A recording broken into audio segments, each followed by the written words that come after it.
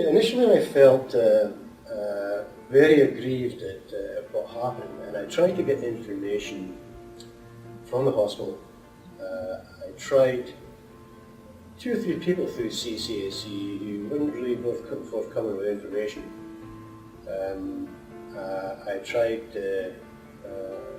like I said, the hospital to find out how May died, and they couldn't give me the information. I tried to speak to the doctor who treated her.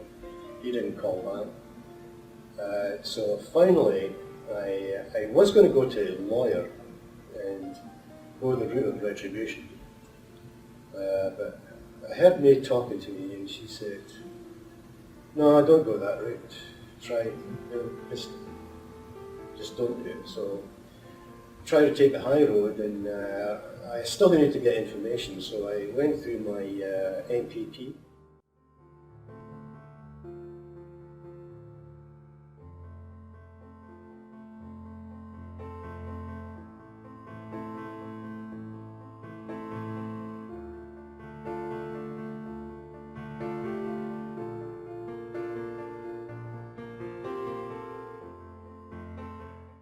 She always had this desire to work with kids, little kids, and eventually she gave up the high-paying job with the great benefits and went to a low-paying job with no benefits, working with kids as an early childhood educator. May devoted much of her time to volunteering, particularly with the Cancer Society. She became a member of a puppet team for Hearth Place Cancer Support Center, a community support for people diagnosed with cancer and their families. May was a member of the Hearth Place Puppeteers, a volunteer group that offers free performances in Durham Region schools and community organizations. Life-size puppets Sophie and Matthew discuss the challenges faced by children who are coping with a cancer diagnosis and the side effects of their treatment. May's puppet was Sophie. So she had quite a battle the last few years, and she developed a kind of feistiness, I guess, to all these problems, and I guess some people might see it as a kind of a stubbornness, but really it was an independent spirit, because she always called it her cancer, and I'm sure you've heard of that. People call it their cancer because they want to own it, they don't want anybody else to own it. When I got back from Scotland, I did find the patient chart in the house, and that's what gave me the first clue as to what had actually happened. And of course that was very concerning, because there was no blood pressure reading on the chart.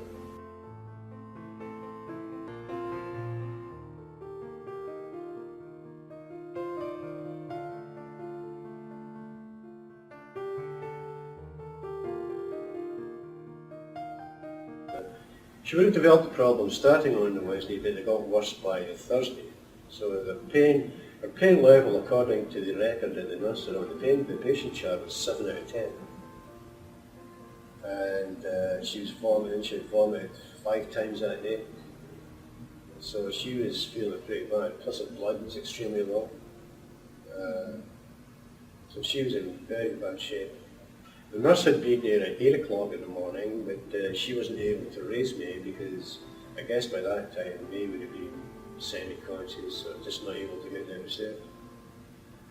She actually passed away that day, later that day, and they resuscitated her.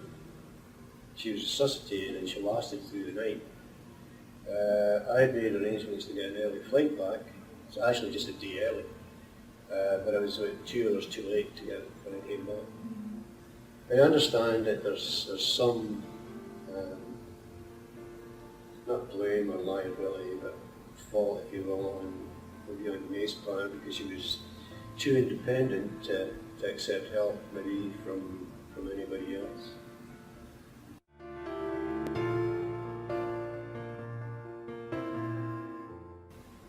I would have liked to have seen May give proper contacts. That would have helped. I would have liked the nurse to accept responsibility, rather than hand it to me to call the doctor if she felt she needed to go to emergency, or even for the doctor to call her back and tell her that she should go to emergency.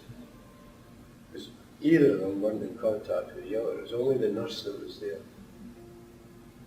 The nurse is the one, the healthcare professional, who should have seen that May was in dire need of emergency treatment.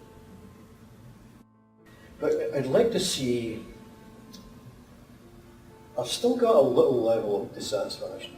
There's been a lot of great work done by Kathy. I understand the processes have been changed a lot. But that, in a sense, is transparent to me. So I'd like to see some kind of rollout, if you will, that's official, that gathers together all the key players in this. And that would include my family doctor, who, by the way, told me, well, we weren't expecting me to live this long. So I kind of fell out with him after that, but there was a family doctor, there was a Sunnybrook doctor who's got some, he's supposed to be the prime caregiver, if that's the right expression, because he was managing her disorder, and it was a disorder in a sense that killed her, or the treatment for it, same thing. The problem I had was that I felt really guilty. But I mean, I rationalised it, and I realised, it's something I had to do. May felt the same, but so the guilt has been replaced by regret, and that'll never work.